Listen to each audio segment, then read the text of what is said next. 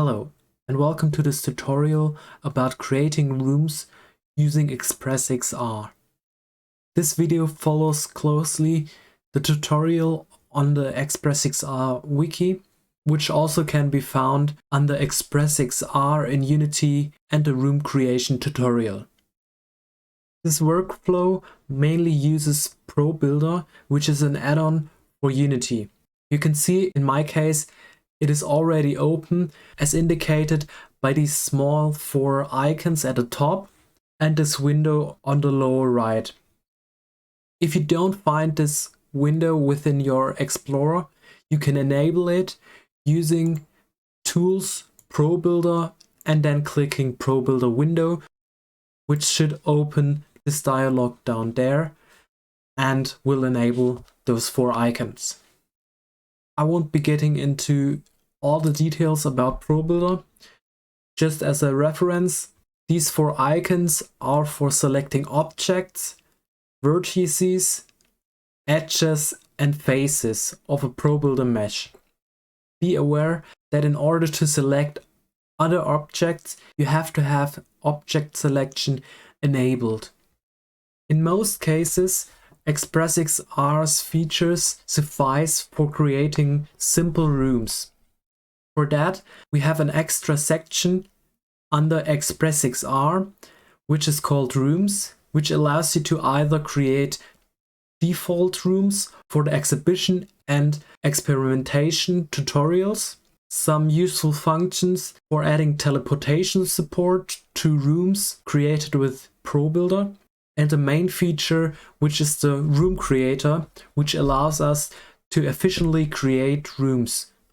Clicking this will open this dialog, which allows to specify the room's dimension, which is the center point, and the extents, which is the size divided by 2. So it'll extend from the center point, in this case by 1 unit along the X, Y, and Z axis, into both positive and negative directions.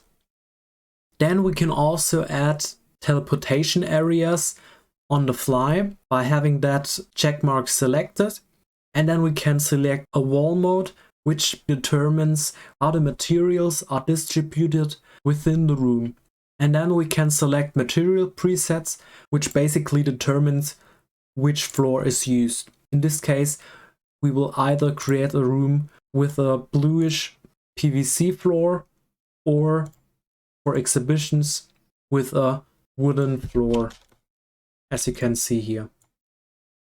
To visualize the wall modes, if we select single, the whole room will have 1 material, which is a basic wood chip wall. If we select separate floors, then only the floor will have its own material, and that is determined by the material preset, but can be simply altered by dragging another material on the floor or on the walls. Then separate floor and ceiling explains itself, as also the ceiling will have a separate material. And finally, all separate means that each wall will have its own material. If you want to create your own rooms in Unity using ProBuilder, you can open the ProBuilder window and then select New Shape, which opens this dialog down here. And you can select your desired room shape, and then by dragging, create your own room. But you'll have the problem that your shape will be rendered from the outside and not from the inside. To fix that, you can select the room you created, and then again in the ProBuilder window, select Flip Normals. And as you can see, this will render the faces only from the inside. If you're planning on using teleportation movement, you will need a teleportation area for your room. This component can be added to a game object and allows teleportation if your teleportation ray hits it. Using the room's full collision would allow players to teleport themselves on the ceiling or into the walls. To prevent that, the rooms need a separate teleportation area attached to them. Using the room creator, you'll have the option to automatically create it, but in case you created your own room or you forgot to add one, you can simply add a teleportation area by going to ExPresS rooms and add teleportation area to the selected room. As you can see, this will add a teleportation area game object as child of the selected room, which will only contain the floor within the room. If, say, you altered your room, for example, by moving an edge, that teleportation area will not have the same collision. As you can see on this black line here, that doesn't match the corner of the room. In this case, the teleportation area needs to be updated, which can also be done by going to rooms and, in this case, update teleportation of selected rooms. This will update the teleportation, and as you can see, if we select the teleportation area, its edge will follow the room's edge again. Now, there might be the case that you want to add windows or door to your room, which allow the user to look outside. As this process is rather complex, this must be done manually. To do so, it is advised to first look for your desired model, for example, for your window or your door, or use the tutorial assets that come with the ExPresS repository that can be found under Assets, ExPresS, Tutorial Assets, and then Room. In this case, we'll use a big window, which we'll place on the wall at your desired position, such that it intersects the wall, like this. Now we need to make a hole in the wall so that we can see the outside instead of the wall within the window. To do so, we'll again use ProBuilder. Select your room and then switch to Edge Selection. Select the top or the bottom edge, and then in the ProBuilder window, select Insert Edge Loop. This will add edges around the perimeter of your room, which are perpendicular to your selected edge. Move that edge loop such that it'll intersect the frame of the window. You do not need to be very precise here, as the frame of the window is rather big.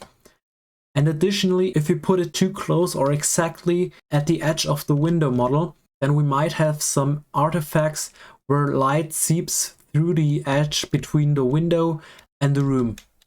Keeping the edge within the frame of the window will prevent that. Again, selecting the top edge of the room, but on the side where we do not have a vertical edge loop selected, select that edge, and again select another edge loop and drag it, in this case, to the other vertical boundary of the window, like that. We will then repeat the same process with the vertical edges, either the left or right, and dragging the edge loops to match the top and the bottom of the window. With that done, we're almost finished. Now we can go to face selection mode and select the face or the area that we surrounded using our edge loops. Select it and then simply hit backspace, which will remove the face from the room. And as you can see, now we can look outside. To spice things up, we can add a custom skybox. Go to Window, Rendering, and then Lighting, which will open this window. And selecting the Environment tab, we can change the skybox material, which is basically just a 360-degree image, which can be created, for example, using the Google Maps app. We'll have a tutorial for creating such images in the wiki. Selecting, for example, this skybox will change the outside area, but also will change the lighting to match the outside lighting of this skybox. Now assume instead of creating a window, we want to make a hallway. In this case, we'll have a larger cutout which can be created similar to the one for the window. To extrude a hallway, we can simply select all the edges around the perimeter of the hole, holding Shift to allow the selection of multiple edges at once. To extrude this selection, hold down Shift and use the gizmo to extrude the hallway. In this case, I want my hallway to expand into the Z dimension, so I'll drag the blue arrow while holding Shift. And this will create the hallway. Again, by doing that, we will change the floor layout of the room. So if you're using teleportation areas, make sure to update them. With that done, you're ready to create your own rooms using ExPresS XR. Have fun!